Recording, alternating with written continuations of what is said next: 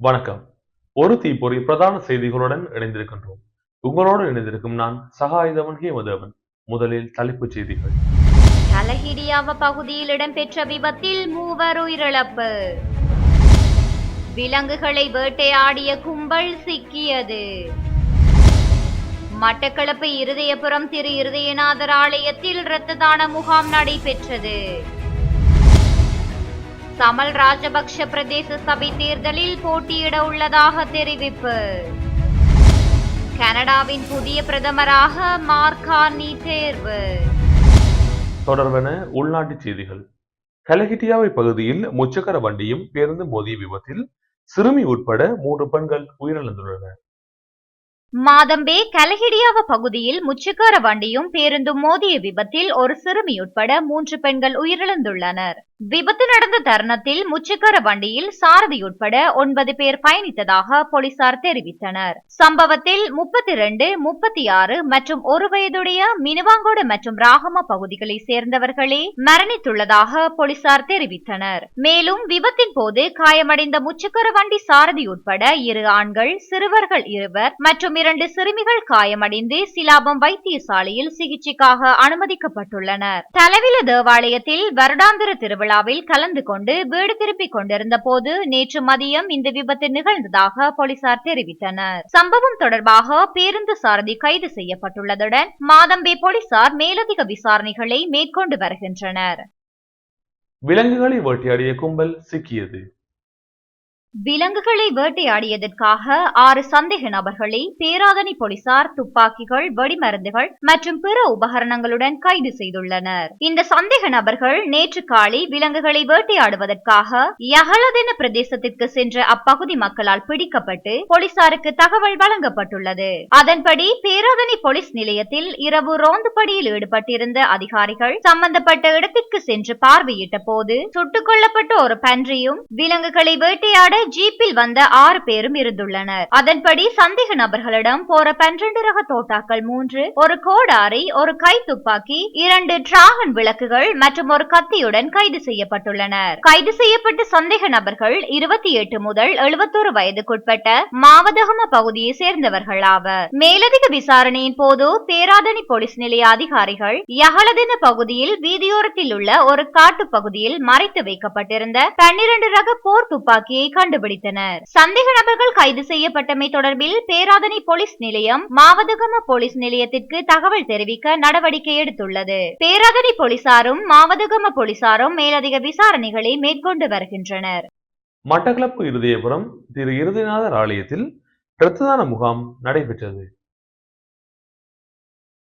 மட்டக்களப்பு இருதயபுரம் திரு இருதயநாதர் ஆலய கத்தோலிக்க இளைஞர் ஒன்றியத்தின் ஏற்பாட்டில் தவக்கால முயற்சிக்கான இரத்த தான முகாம் நேற்று நடைபெற்றது.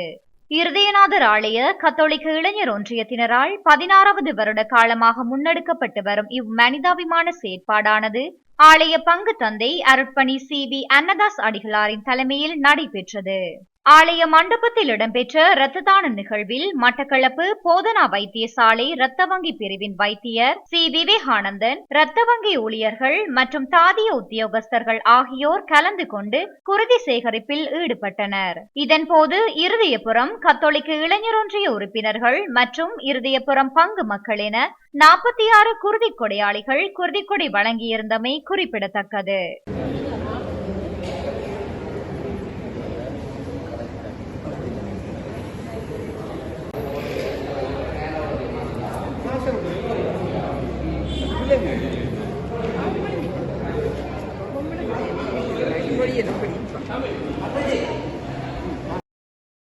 சமல் ராஜபக்ச பிரதேச சபை தேர்தலில் போட்டியிட உள்ளதாக தெரிவித்துள்ளார். முன்னாள் சபாநாயகர் சமல் ராஜபக்ஷ பிரதேச சபை தேர்தலில் போட்டியிட உள்ளதாக தெரிவித்துள்ளார். இலங்கை பொதுஜன பெரமுனவின் சார்பில் தேர்தலில் போட்டியிட உள்ளதாக இன்று ஊடகங்களிடம் கருத்து தெரிவிக்கும் போது குறிப்பிட்டுள்ளார். இன்று கட்சிக்குள் சிறந்த விழிப்புணர்வு ஏற்பட்டுள்ளதாக கூறினார். அனைவரின் வேண்டுகோளின்படிதான் தேர்தலில் போட்டியிடுவதாகவும் அதன்படி மாவட்டத்தில் எந்த இடத்திலிருந்தும் போட்டியிட முடியும் என்றும் சமல் ராஜபக்ஷ கூறினார். மாற்றம் ஏற்பட்டது. மாற்றத்தின் விளைவுகளை இப்போது பார்க்கிறோம். இப்போது அனைவரும் மீண்டும் மாற்றத்தை மாற்ற விரும்புகிறார்கள். எனவே பொதுஜன பெரமுனவின் ஊடக பிரதேச சபையில் போட்டியிட உள்ளேன். மேலே போகிறோம், கீழேயும் போகிறோம். நாங்கள் மீண்டும் கீழிருந்து தொடங்குகிறோம். அனைவரின் வேண்டுகோளின்படி மாவட்டத்தில் எங்கிருந்தும் போட்டியிட தயார் என்றார். தொடர்பான வெளிநாட்டு செய்திகள். கனடாவின் புதிய பிரதமராக மார்க் கார்னி தேர்ந்தெடுக்கப்பட்டுள்ளார். கனடாவின் புதிய பிரதமராக மார்க் கார்னி தேர்ந்தெடுக்கப்பட்டுள்ளார். கனடாவின் பிரதமராக இருந்த ஜஸ்டின் ட்ரூடோ கடந்த ஜனவரி 7ஆம் திகதி தனது பதவியை ராஜினாமா செய்தார். இதனைத் தொடர்ந்து லிபரல் கட்சியின் அடுத்த தலைவராகவும் கனடாவின் 24வது பிரதமராகவும் மார்க் கார்னி தேர்ந்தெடுக்கப்பட்டுள்ளார். இதனைத் தொடர்ந்து லிபரல் கட்சியின் அடுத்த தலைவராகவும் கனடாவின் 24வது பிரதமராகவும் மார்க் கார்னி தேர்ந்தெடுக்கப்பட்டுள்ளார். லிபரல் கட்சி தலைவரான சஜித் மெஹ்ரா லிபரல் கட்சியின் தலைமை பதவிக்கான போட்டியில் முன்னாள் மத்திய வங்கி தலைவரான மார்க் கார்னி வெற்றி பெற்றுள்ளதாக அறிவித்தார். லிபரல் கட்சியின் தலைவரான முன்னாள் பிரதமர் ட்ரூடோவுக்கு பிறகு புதிய பிரதமராகவும் அக்கட்சியின் தலைவராகவும் மார்க் பதவியேற்கவிருக்கிறார். காசாவுக்கான மின் விநியோகத்தை இஸ்ரேல் துண்டித்துள்ளது. காசாவுக்கான மின்சார விநியோகத்தை இஸ்ரேல் துண்டித்துள்ளது. காசாவில் எஞ்சியுள்ள பயண கைதிகளை விடுவிக்கும்படி ஹமாஸை நெருங்குவதற்காக இஸ்ரேலின் மின்சக்தி அமைச்சர் எலி கோஹன் காசாவிற்கு மின்சாரம் வழங்குவதை உடனடியாக நிறுத்த உத்தரவிட்டுள்ளார். புனித ரமலான் மாதத்தில் தொடர்ந்து வரும் உதவி பற்றாக்குறைக்கு மத்தியில் இந்த மின் துண்டிப்பானது உவர்நீர் சுத்திகரிப்பு நிலையங்களில் செயற்பாட்டுக்கு பாதிப்பை ஏற்படுத்தியுள்ளதாக தெரிவிக்கப்பட்டுள்ளது. கட்டாரின் டோஹாவில் போர் நிறுத்தம் மற்றும் கைதி பரிமாற்ற பேச்சுவார்த்தைகள் தொடரவுள்ள நிலையில் மின்சாரம் மற்றும் ஏனைய அத்தியாவசிய பொருட்களின் வருகையை இஸ்ரேல் துண்டித்தமை தொடர்பில் கருத்து வெளியிட்டுள்ள ஹமாஸ் அமைப்பு இது கேவலமான மற்றும் ஏற்றுக்கொள்ள முடியாத அச்சுறுத்தல் என குற்றம் சாட்டியுள்ளது. இதேவேளை மின்சாரம் துண்டிக்கப்பட்டதால் காசா மக்கள் மின் உற்பத்தி இயந்திரங்கள், சூரிய சக்தி தகடுகள் மூலம் ஓரளவு சமாளிக்கின்றனர் என்பதும் குறிப்பிடத்தக்கது. இத்துடன் இன்றைய எமது பிரதான செய்திகள் நிறைவடைகின்றன. தொடர்ந்தும் ஒரு தீப்பொறி செய்திகளுடன் இணைந்திருங்கள். வணக்கம்.